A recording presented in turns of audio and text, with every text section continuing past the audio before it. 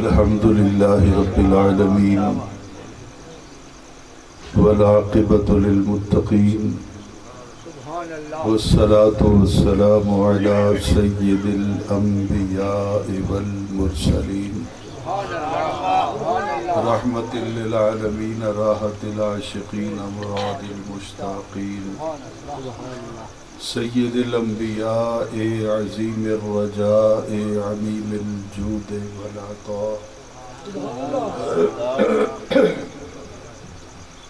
ماهي الذنوب والخطا سر الله المخزون در الله المكنون عالم ما كان وما يكون عالم ما كان وما يكون عالم ما كان وما يكون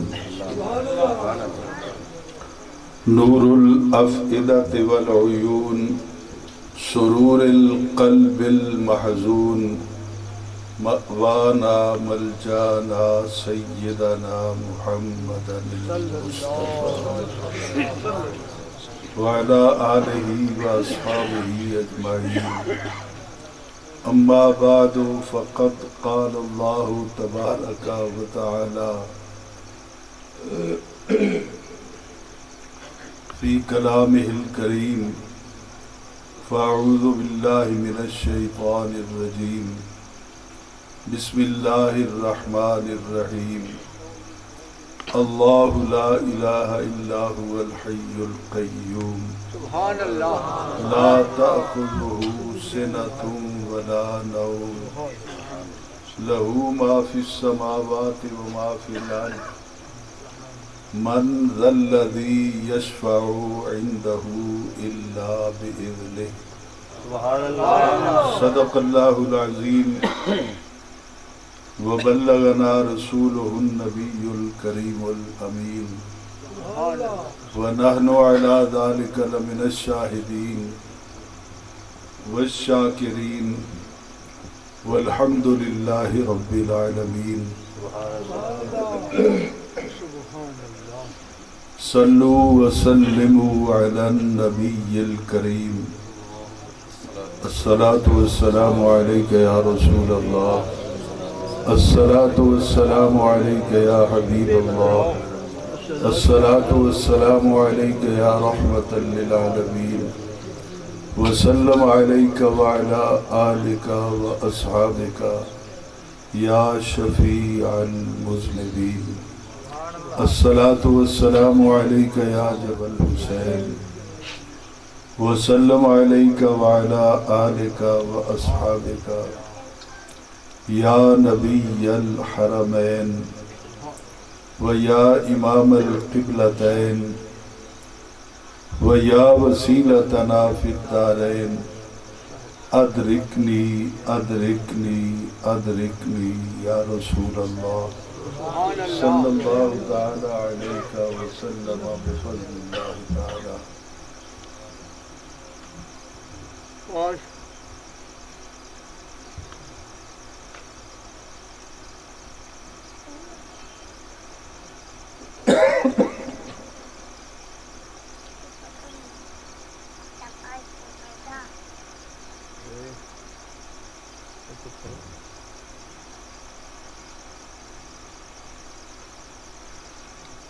سبحان اللہ سبحان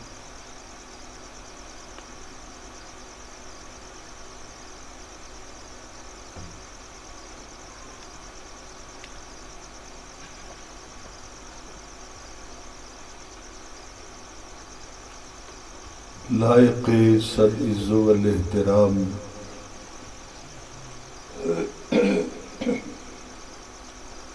مقتدر و محترم و محتشم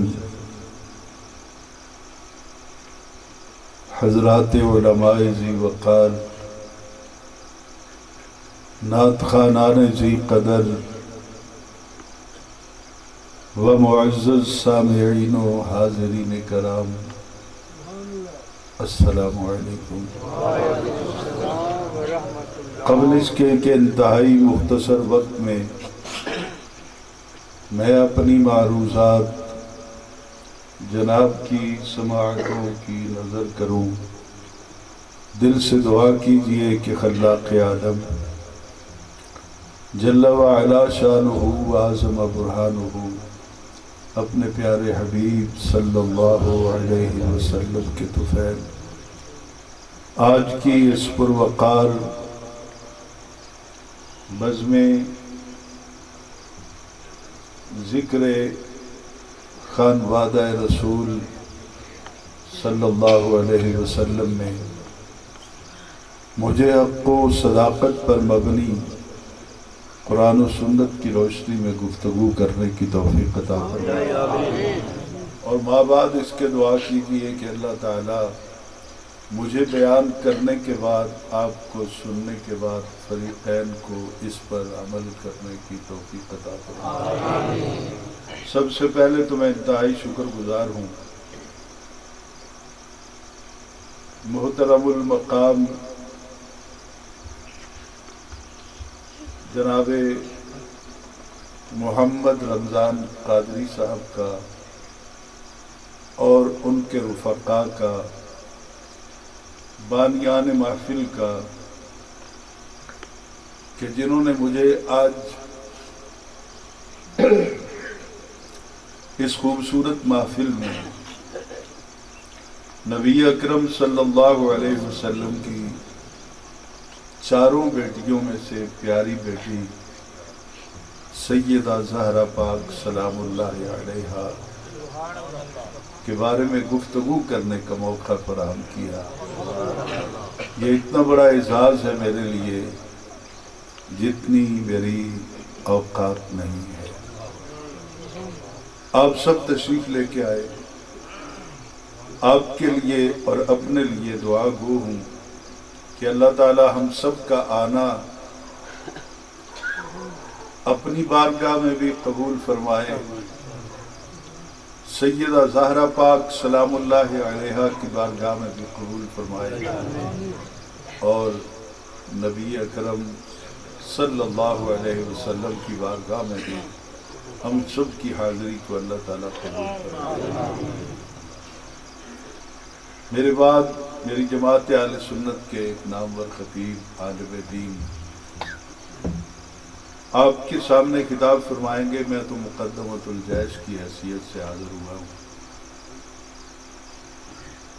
میں نے قرآن پاک کے 30ویں پارے میں سے ایک آیہ مقدسہ کا کچھ حصہ تلاوت کیا ہے۔ سبحان اللہ۔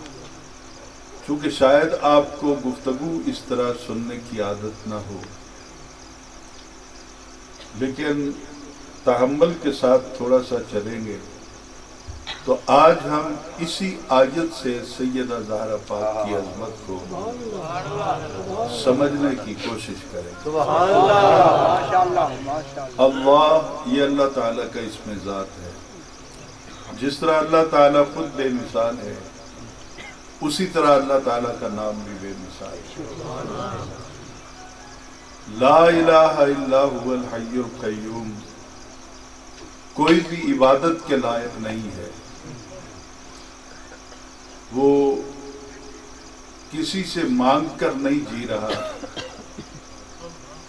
یہ ہم ہیں جو اس سے مانگ کے زندگی کا پل پل گزارتے ہیں۔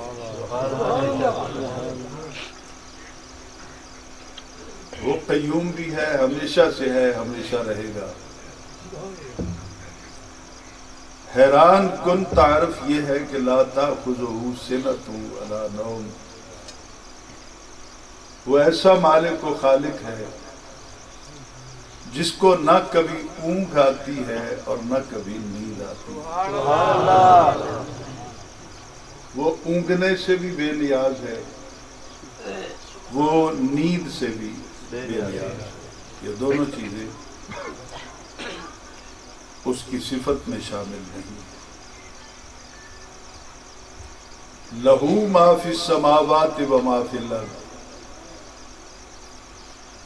جو کچھ آسمان اور آسمانوں میں ہے، جو کچھ زمین اور زمینوں میں ہے، سب کا وہ بلا شرکت غیر مالک بھی ہے اور خالق بھی ہے اور رازق بھی ہے۔ اسی کے دسترخوان کرم پر اپنے بھی پلتے ہیں بیگانے بھی پلتے ہیں، جو مانتا ہے اسے وہ ان کو بھی دے رہا ہے، جو نہیں مانتا اسے اس کو بھی وہ رات کو بھوکا سونے نہیں دیتا۔ حضور والا یہاں پر اللہ تعالیٰ نے اپنی ملکیت کا اظہار فرمایا ہے۔ اس کے بعد جملہ شروع ہوتا ہے من کون ہے، من ذا الذی کون ہے وہ، کس کی حیثیت ہے، کس کے پاس طاقت ہے، کس کی یہ جرت ہے کہ یشفع سفارش کرے عندہ اس کے پاس۔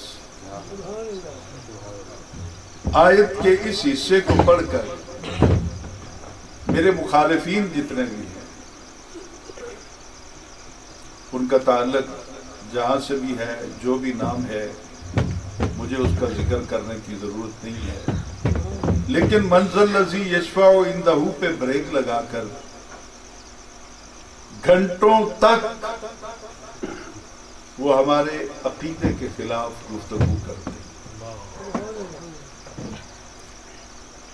ہم بہت آرام سے سنتے ہیں، ہم لڑنے والی قوم تو ہے ہی نہیں، ہم تو ہمیشہ محبتیں بانٹتے ہیں، لیکن کبھی تو کوئی نوجوان اٹھے گا نا، کبھی مولوی صاحب سے پوچھے گا تو صحیح حق تو رکھتا ہے۔ آج پیغام تو میں دے جاؤں گا، آج نہیں تو کل کوئی تو جرت کرے گا، آنکھوں میں آنکھیں ڈال کر پوچھے گا من ذا الذی یشفع عندہ پہ کلام ختم ہو گیا،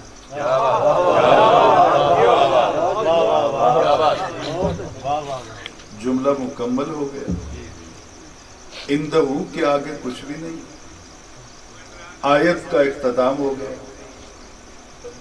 اگر ہو گیا اختتام تو قرآن کھول کے دکھا دو، اگر اختتام نہیں ہوا تو اگلا حصہ بھی پڑھو نا کہ الا باذنہ، کس کی جرت ہے کہ اس کی بارگاہ میں سفارش کرے، کس کی جرت ہے کہ اس کی بارگاہ میں عرض کر کے کسی کو چھڑوا کر دوزخی کو جنت میں لے جائے، کسی کی جرت نہیں ہے۔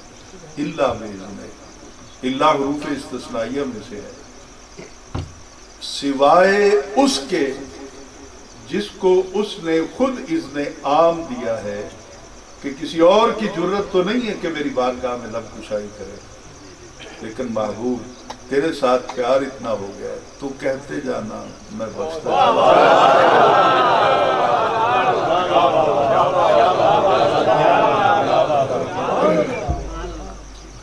اب میں اپنی گفتگو کو اور سمیٹوں گا تاکہ بہت جلد جو دل کے اندر تمنا ہے میں وہاں تک پہنچ سکوں۔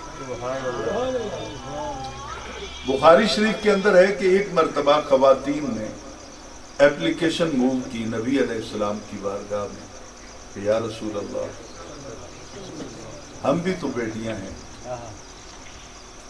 ہمارا حق نہیں بھی بنتا تو اپنی بیٹی زہرا کے صدقے میں روز آپ لوگوں کو مردوں کو لیکچر سناتے ہیں، 8 دن میں کوئی ایک دن تو ہمیں بھی عطا فرما، ہمارا بھی تو حق بنتا ہے۔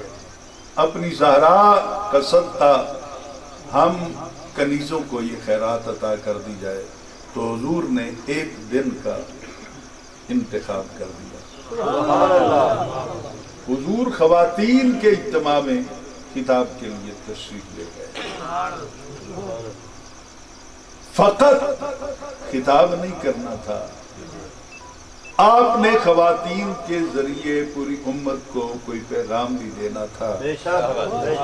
اس کو سمجھنے کے لیے پہلے میں ایک مثال عرض کر دوں، بلا تشبیہ و بلا تمثیل، اس کا اس کے ساتھ تعلق نہیں ہوگا، لیکن ہم جس سطح کے ذہن رکھتے ہیں، جس سطح کے لوگ ہیں ہمیں اس کے بغیر بات سمجھ نہیں آئے گی۔ قادری صاحب قبلہ پورے پاکستان میں ان کے تعلق ہیں، یہ کسی منسٹر کو بلاتے ہیں یہاں پہ کبیر والوں، تو ساتھیوں کی کچھ ڈیمانڈز ان کو بتا دیں، کہ اس علاقے میں ہمیں ڈسپینسری چاہیے، اس علاقے میں سکول سرے سے نہیں ہے، پرائمری دے دیں، 2-3 باتیں ان کے گوش گزار کر دی جاتی۔ جس دن وہ آتا ہے منسٹر، وہ اپنی گورنمنٹ سے یہ تینوں چیزیں منظور کروا کے لاتا ہے، اور جب اسٹیج پہ آتا ہے تو وہ تینوں مطالبوں کے بارے میں اعلان کرتا ہے کہ سکول بھی دے رہے ہیں، ڈسپینسری بھی دے رہے ہیں، اور جو تیسری چیز بھی تم نے مانگی وہ بھی ہم دے رہے ہیں۔ اتفاق سے موقع پر قاضی صاحب کے کان میں کوئی اور مطالبہ آتا ہے، یہ چونکہ اس کے ساتھ دوست ہیں اس کے، اٹھ کے کھڑے ہو جاتے ہیں کہ لوگوں کا ایک مطالبہ یہ بھی ہے، تو منسٹر کیا کہے گا کہ میں اعلان کرتا ہوں؟ وہ کہے گا کہ حضور پھر آؤں گا، گورنمنٹ سے اجازت لے کے آؤں گا، اگلا اعلان بعد میں کروں گا۔ منسٹر ہوں لیکن اتنا با اختیار نہیں۔ اب حضور جاتے ہیں، اب حدیث پاک میں گفتگو سنیے، حضور جا کے خطبہ ارشاد فرماتے ہیں، اور خواتین کی حوصلہ افزائی کے لیے میرے نبی علیہ السلام آج ایک قانون کا نفاذ کر رہے ہیں کہ جس ماں کی 3 بچے دودھ پیتی ہوئی حالت میں فوت ہو جائیں، قیامت والے دن یہ 3 بچے اپنی ماں کا دامن پکڑ کے رب کی بارگاہ میں حاضر ہوں گے، یا اللہ دنیا میں تو تو نے ہمیں ماں کی گود میں کھیلنے نہیں دیا، ماں کی ممتا کا پیار ہمیں نہیں ملا، تو جنت میں تو ہمیں محروم نہ کر، جیسی بھی ہے میری ماں ان کو جنت عطا کر۔ اللہ تعالیٰ اس کی ماں باپ کو بخش دے گا۔ ایک عورت اٹھ کے کھڑی ہوتی، وہ کہتی ہے سونا یہ کس دے صرف 2 فوت ہوئے ہو؟ تو حضور کہتے ہیں جبرائیل آئے گا پوچھ کے بتاؤں، یا اگلے لیکچر پہ آؤں گا تو پھر اس کے بارے میں رب سے مشورہ کر اجازت لے کر اعلان کروں گا۔ آپ نے کہا ٹھیک ہے، جس کے 2 فوت ہوئے زہرا کا بابا فیصلہ کرتا ہے کہ وہ 2 ہی اس کو بخشوا کے ایک اور عورت کھڑی ہوتی ہے، وہ عرض کرتی ہے یا رسول اللہ اگر کسی کا 1 فوت ہوا اگر بے اختیار ہوتے تو کہتے نا مجھے پہلے پوچھ کر لینا۔ تو حضور نے اسی وقت فیصلہ کیا کہ جاؤ جس کا 1 فوت ہوا ہے نا وہ بھی اسے بخشوا کے جنت میں لے جائے۔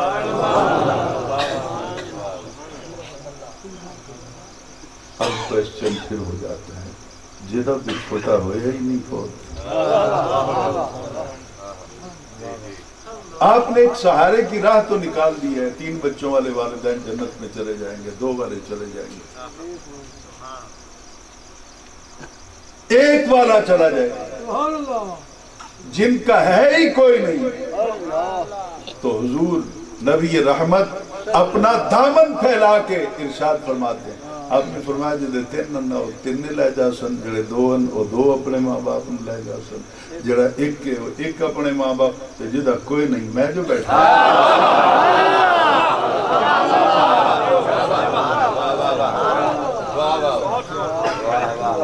یہ بخاری شریف کی روایت ہے۔ یہاں کو چونکہ مذاکرہ نہیں ہو رہا، مباحثہ نہیں ہو رہا، نہیں تو اٹھوا لیتے ہیں بخاری،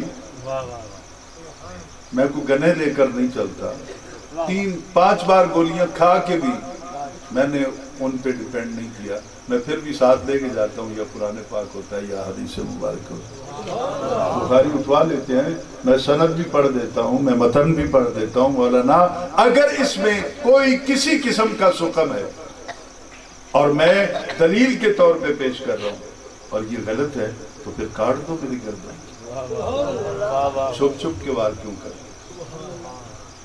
اور اگر بالکل کوئی سقم نہیں ہے، صحیح ترین روایت ہے، یہ حدیث تو صحیح ہوتی ہے، راویوں پہ بحث ہوتی ہے، کبھی نبی کا فرمان تو غلط نہیں ہوتا۔ ایک جگہ پہ حضور تقریباً کافی دیر تک میں بھی لیکچر دینے کے لیے جاتا رہا اور مقابلے میں آتے رہے. میں جتنی حدیثیں پڑھ کے آتا وہ کہتے یہ ضعیف ہے، یہ ضعیف ہے، یہ ضعیف ہے.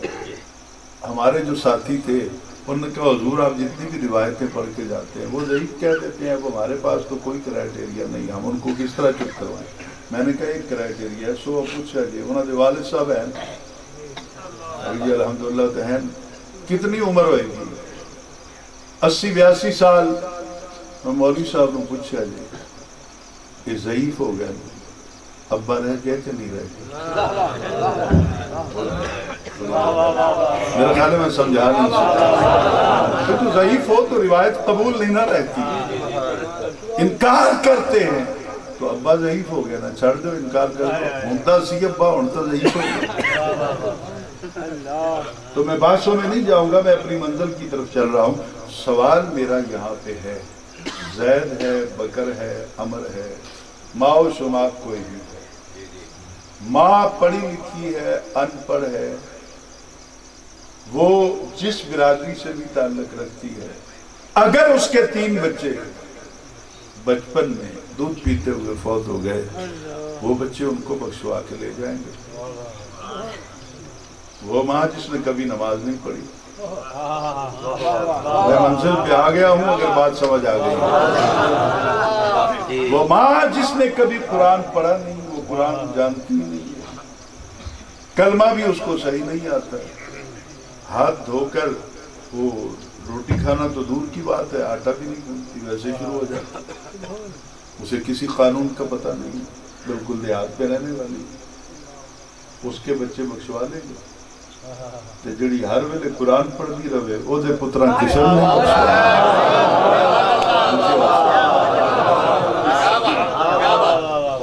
اس سیدہ زہرا پاک کی کیا شان ہے. حضرت مولا کائنات تو رکاب میں پاؤں رکھتے ہیں اور دوسری رکاب تک پاؤں جاتے جاتے آپ قرآن پاک ختم کر لیتے ہیں. لیکن گھر کی گواہی آ گئی. اماں فضہ رو رو کے بتایا کرتی تھی کہ میں تو حیران تھی کہ سیدہ زہرا پاک جب چکی چلاتی ادھر ایک مٹھی دانے ڈال دیتی اور چکی کو پکڑ کے اس کے دستے کو جب وہ یہاں سے شروع کرتے نا گھمانے کے لیے تو بسم اللہ الرحمن الرحیم الحمدللہ رب العالمین یہ چکی شروع ہو جاتی. یہ چکر پورا ہوتا تو والناس کے الفاظ سے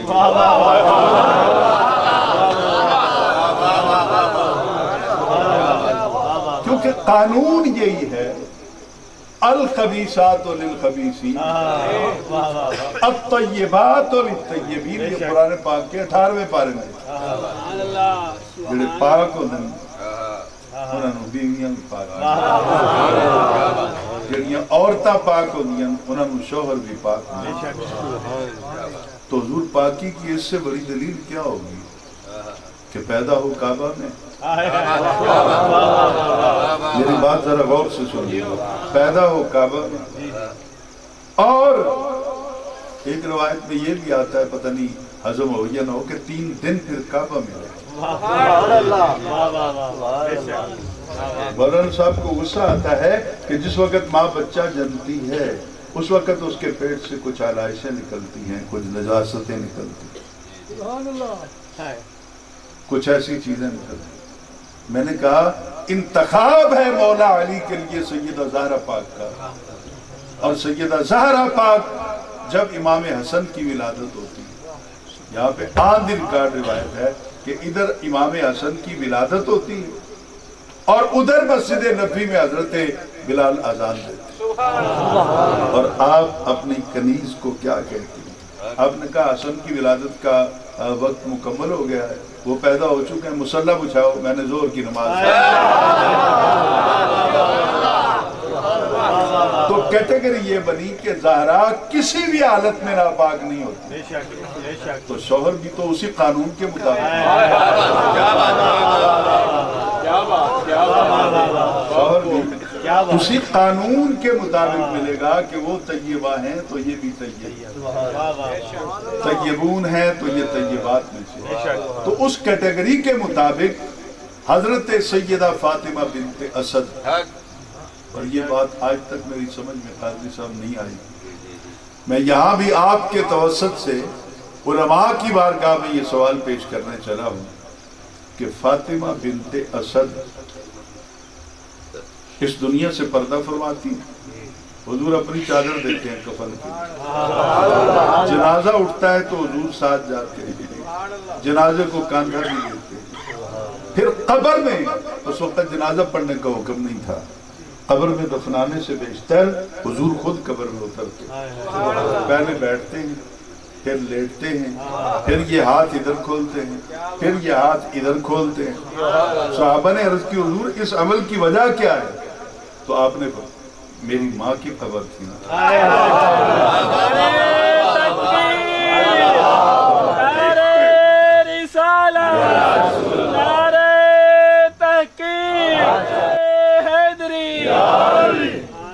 میری ماں کی قبر تھی نا۔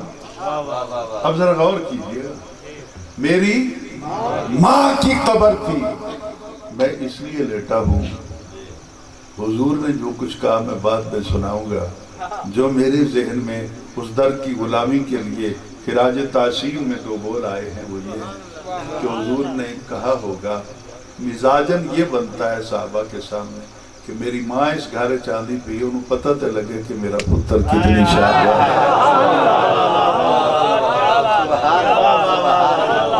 کہا حضور آپ نے ہاتھ کیوں پھیلا دیے؟ کہا اس لیے کہ میں نے یہ ہاتھ کھولا تو قبر مشرق تک کھل گئی، میں نے یہ ہاتھ کھولا تو قبر مغرب تک کھل گئی، اور وہ وہاں ہم کو دفن کیا گیا۔ مجھے سمجھ نہیں آئی، شوہر مسلمان ہو جائے اور بیوی کافرہ ہو تو نکاح ختم ہو جاتا،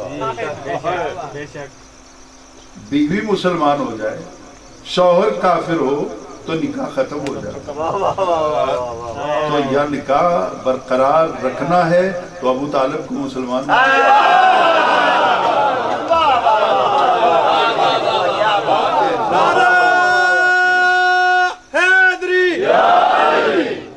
ہم کوئی الجھی ہوئی بات نہیں کریں گے، میں آپ کو ابحاث میں نہیں لے کے جاؤں، فیصلہ کرو۔ آج کوئی عیسائی عورت اگر اپنے مذہب میں رہ کر نکاح اس کا ہو جاتا ہے اور وہ خود مسلمان ہو جاتی، کیا اس کا سابقہ نکاح برقرار رہے گا؟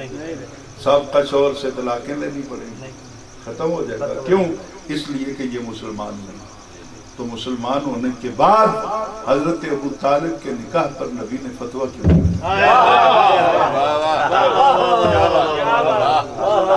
جس سے نکاح کا رشتہ ٹوٹ گیا، مولانا بتاؤ بے نکاحی عورت کو جس نے گھر رکھا، نبی اس کے گھر پلتا ہے؟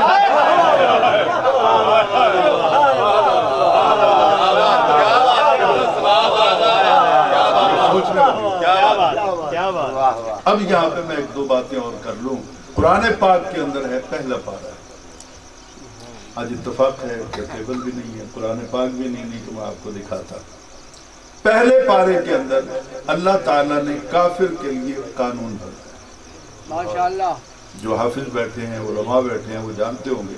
اس کے اندر الفاظ ہیں کہ جو کافر ہے لا یخفف عنہم العذاب، اس کا عذاب ختم کرنا تو دور کی بات ہے، ہلکا بھی نہیں کیا جائے، اس کا عذاب ہلکا نہیں کیا جائے۔ اور 5ویں پارے کے اندر مشرک کے لیے قانون ہے کہ ان اللہ لا یغفر ان یشرک بہ ویغفر ما دون، مشرک کی کسی بھی صورت میں بخشش نہیں ہو سکتی، جو بخشش کے دائرے میں نہیں آتا نبی اس کی سفارش نہیں کر سکتا، اور جو کافر ہے اس کا عذاب ہلکا نہیں ہو سکتا۔ اگر یہ دونوں آیتوں پر ایمان ہے تو مولوی پھر بخاری کو اٹھا کو جلا دو نا، جس میں نبی رحمت صلی اللہ علیہ وسلم فرماتے ہیں پوچھا گیا کہ اتنی خدمت کی آپ کی، دشمنوں کے سامنے سینہ سپر ہو کے کھڑے ہو گئے حضرت ابو طالب، اور اب ان کو کچھ صلہ ملے گا۔ آپ نے فرمایا لعلہ تنفعہ شفاعتی یوم القیامہ، قیامت آت لین دے ہو جنہاں میری نوکری کی تھی ہے انہوں نے میں دوزہ کر دیا۔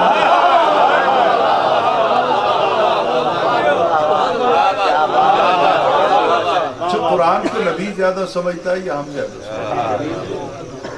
بولی اونچی بات، نبی زیادہ حضور سمجھتے ہیں نا. تو نبی کو پتا تھا کہ میرا چچا مشرک ہے،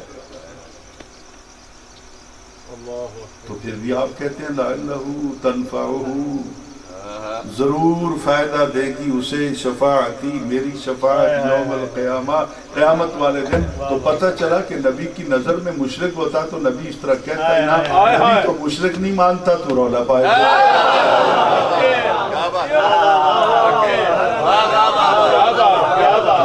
اور قانون یہ ہے کہ کافر کا عذاب ہلکا نہیں ہوگا. اور مولانا صاحب نے اور امام بخاری نے بڑی مہربانی فرمائی. وہ کہتے ہیں کہ نبی پاک کی خدمات کے صلے میں حضرت ابو طالب کو نیچے سے نکال کے بالکل اوپر والے حصے پر لا کے کھڑا کر دیا ہے، جس میں پاؤں تک آگ پہنچتی ہے اور دماغ بھی ان کا کھولتا ہے. یہ روایت ہے. قرآن تو کہتا ہے عذاب ہلکا نہیں ہوگا. تم ان کو بالکل باہر نکال کے اوپر کھڑا کیے ہوئے. ہم تیری بات مانیں یا قرآن پاک کی بات؟ تو قرآن نہ ان کو کافر مانتا ہے نہ مشرک مانتا ہے.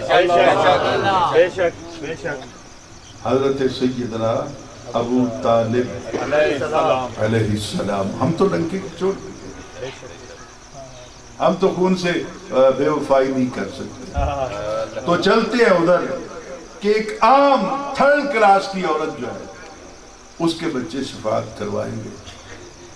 تو جو عورت پیدا پاک ہوئی، دنیا میں پاک رہی، اور اس کے پیٹ سے جن بچوں نے جنم لیا وہ بیٹے ہوں یا بیٹیاں ہوں، وہ سیدہ زہرا پاک ہوں یا پھر سیدہ زینب سلام اللہ، جو بھی ان کے بدن سے پیدا ہوا. یہ حدیث ثابت کرتی ہے. اچھا، ماں باپ کو تو بخشوانے کی ضرورت نہیں ہے بیٹیوں کو.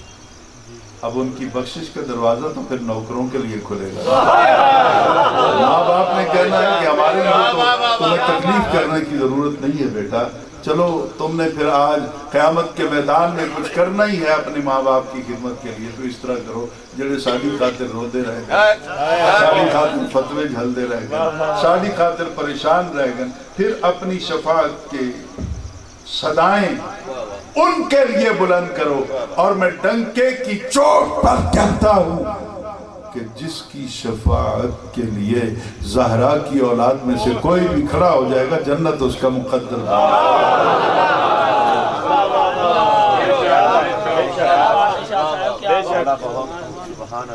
آگے چلتے ہیں.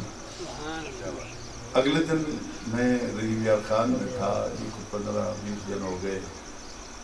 تو وہاں آستانے پر بڑے بھائی صاحب ہوتے ہیں، تو اس دن میں بھی بیٹھا ہوا تھا. تو ایک مولانا صاحب تشریف لائے اور ان کا پیر صاحب میں نے آپ کے خطاب بھی بڑے سنے ہیں، آپ آل رسول کا بھی بڑا تذکرہ کرتے ہیں، لیکن کیا آپ مجھے آج یہ سمجھا دیں گے کہ آل کا اطلاق کس پہ ہوتا ہے؟ میں نے کہا جی ہم تو سمجھتے ہیں کہ آل کا اطلاق نبی علیہ السلام کے خانوادے پہ ہوتا ہے. خانوادے میں سے آپ چند افراد کو لیتے ہیں، باقیوں کو کیوں چھوڑتے ہیں؟ جبکہ قرآن پاک میں فرعون کی بات کرتے ہوئے اللہ کہتا ہے وَأَغْرَقْنَا آلَ فِرْعَوْنَ، ہم نے غرق کر دیا آل فرعون کو. تو اس سے یہاں آل سے مراد تو پوری قوم ہے، تو پھر آل سے مراد تو پوری سرکار کی امت ہوگی. آپ مخصوص لوگوں تک کیوں جاتے؟ میں نے کہا اور بتا دیں. انہوں نے کہا جی کہ اہل بیت جو کہتے ہیں، تو اہل میں تو ڈکشن کے اندر یہ آتا ہے کہ گھر کے تمام افراد ہوتے ہیں، سارے داماد، ساری بیٹیاں، بیویاں، سارے اہل میں شمار ہوتے ہیں. میں نے کہا بات سنو، آپ ڈکشن تک بیٹھے ہوئے. اس وقت میرے ذہن میں یہ بات آئی. میں نے اس کو کہیں نہیں پڑھا، نہ امام راضی کو گفتگو کرتے ہوئے میں نے پایا، اور جتنی میں تفاسیر پڑھ سکتا تھا، روح المعانی ہے وہ بہت کھل کے بات کرتے ہیں. میں نے کہا میری سمجھ میں ایک ہی بات آتی کہ اللہ نے قرآن کے ساتھ اپنے محبوب کو شارح بنا کر بھیجا. اب حضور وضاحت کریں گے کہ اس لفظ کا مطلب کیا ہے. الناس کا لفظ قرآن پاک میں کئی جگہ پہ آتا ہے. لیکن حضور بتا رہے ہیں نا کہ یہ الناس منافقوں کے لیے، یہ الناس صحابہ کے لیے، یہ الناس پوری انسانیت کے لیے، اس الناس سے فلاں مراد ہے، اس سے تو الناس تو ایک ہی ہے، اس کی شرح نبی پاک فرماتے ہیں۔ تو نبی پاک کو شرح کرنے کا حق ہے کہ بعد میں امت بھٹک نہ جائے، آپس میں رولا نہ پڑ جائے۔ جب آیت نازل ہوتی ہے انما یرید اللہ لیذھب عنکم الرجس اہل البیت، تو اہل البیت عام ہے، حضور نے اس کو خاص کس طرح کیا کہ چادر پہنا زہرا تھی سونی تو بھی آویں اپنے پتران بھی نال لیا، اور مولا علی کو بھی آواز دی آؤ نا تم بھی آؤ، یہ 4 اور حضور 5، اور ان کو چادر کے نیچے جمع کر کے اللہ کہتا ہے کہ لیذھب عنکم الرجس اہل البیت، اللہ چاہتا ہے کہ اہل بیت کو پاک کر دے، تو حضور نے صرف 4 کو خاص کر دیا، اہل بیت کو عام نہ رہنے دیا، خاص کر کے دکھا دیا اور کہا کہ اللہم ہؤلاء اہل بیتی، جنہاں تو پاک کرنا ہے وہ ایک۔ اب جن کو حضور نے مخصوص کر دیا ان پہ گفتگو کرنے کا نہ مجھے حق ہے نہ آپ کو حق ہے۔ اور اس وقت ام المؤمنین سیدہ ام سلمہ جن کو نبی پاک کربلا کی مٹی لے کے گئے تھے، انہوں نے عرض کی کہ حضور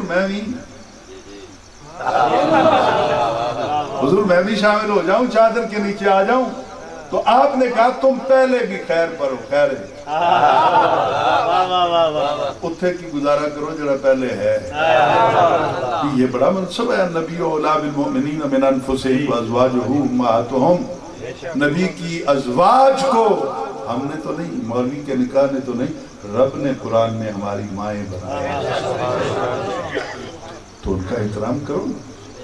ہم کب کہتے ہیں ماں ہے تو ماں ہے، لیکن یہاں نبی نے شامل نہیں کیا، شامل نہ کر کے قیامت تک کے لیے ثابت کر دیا، جب بھی اہل بیت کا نام آئے گا نظر یا علی کے چہرے پہ جائے گی، یا سیدہ زہرا کے در پر جائے گی، ان کے چہرے تک کسی نظر کی ضرورت نہیں، یا ان کی اولاد پاک تک جائے گی۔ لیکن یہاں پہ ایک بات عرض کروں مجھے، کبھی کبھی تنہائیوں میں بیٹھ کر سوچتا کہ سیدہ زہرا پاک سلام اللہ علیہ ہیں کیا؟ احادیث مبارکہ جماعت اہل سنت کے اسٹیج پر، ہمارے اسٹیج پر بیان کی جاتی ہے کہ حضور جب بھی کبھی گھر آتے تو سیدہ زہرا پاک کا سر مبارک اپنے سینے سے لگا اور یہاں سے سونگا کرتے، سر مبارک کے اس سے پیشانی سے آپ سونگا کرتے تھے۔ پوچھا گیا حضور آپ اس طرح کیوں کرتے ہیں؟ مولا علی نے پوچھا ہوگا نا، اب گھر چھوڑ تک وہ جا نہیں سکتا، یا ہماری ماؤں نے پوچھا ہوگا ازواج مطہرہ۔ حضور میں حیران ہوں اس بات پر کہ تاریخ کے اندر مصدقہ روایت ہے کہ حضور کے وصال کے بعد حضرت عائشہ صدیقہ رضی اللہ تعالی عنہا ایک دن حضرت سیدہ زہرا کو اپنے پاس بلاتی ہیں اور بلا کے پتہ کیا کہتے ہیں؟ تیرے ابے تو بعد تیرے ورگا دنیا دے وچ قیامت تک، اگر ماں مانتے ہو تو پھر بات بھی مانو نا۔ ہم آگے چلیں گے، لیکن حضور یہاں پہ غور سے میری بات کو سنیے گا جو آج میں کہنے چلتا۔ حضور سونگتے اور فرماتے کہ یہ میرا جنت کا پھول، جب بھی جنت کا پھول سونگنا ہوتا حضور کہتے ہیں میں یہاں پہ آ جاتا، اپنی بیٹی کا سر چوم بھی لیتا ہوں، سونگ بھی لیتا ہوں۔ مجھے یہ بتائیے سیدہ زہرا پاک سلام اللہ علیہ حضور نے مبالغہ فرمایا تھا یا حقیقت تھی؟ مبالغے ہوتے ہیں نا، جیسے ہم بھی کہتے ہیں اپنے محبوب کے بارے میں تیرا چاند جیسا چہرہ ہے، مبالغہ ہے، ہوتا نہیں ہے، حقیقت نہیں ہے۔ ہم کہتے ہیں تیری زلفیں شب اپنا تاریخ جیسی ہیں یا اس طرح کی ہیں، تو یہ مبالغے ہوتے ہیں شعراء کے۔ حضور شاعر تو نہیں تھا، حضور کا کلام کلام خدا تھا، تو آپ نے کہا کہ جنت کا پھول ہے. میری بات سنیے گا ذرا. آج مشکل میں ہوں کہ میں آج شاید دوسری مرتبہ کروں گا. ایک مرتبہ میں نے کلاس میں یہ گفتگو کی, علماء بھی میرے ساتھی موجود تھے میرے ادارے کے, اور آج میں اوپن بات کر رہا ہوں. آپ زہرا بھی ہیں, آپ کا اسم گرامی میں جان بوجھ کر نہیں لیا کرتا کہ بے ادبی نہ ہو جائے. سیدہ فاطمہ سلام اللہ علیہ, آپ کا اسم نام جو ہے وہ یہ ہے. حضور غور کیجئے گا, آپ وہ ہیں یہ جنت کا پھول ہے. میں نہیں سمجھا سکتا, جنت کا پھول ہے. اب نبی پاک کی بات کو ہم ٹکرا تو نہیں سکتے. اگر جنت کا پھول ہے تو قرآن کہتا ہے کہ جنت کا پھول, جنت کا پانی, جنت کا کھانا کافروں پر حرام ہے.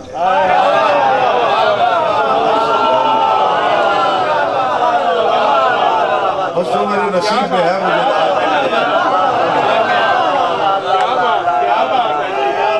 میں صرف شیر پڑھ کے راضی نہیں کرنا چاہتا.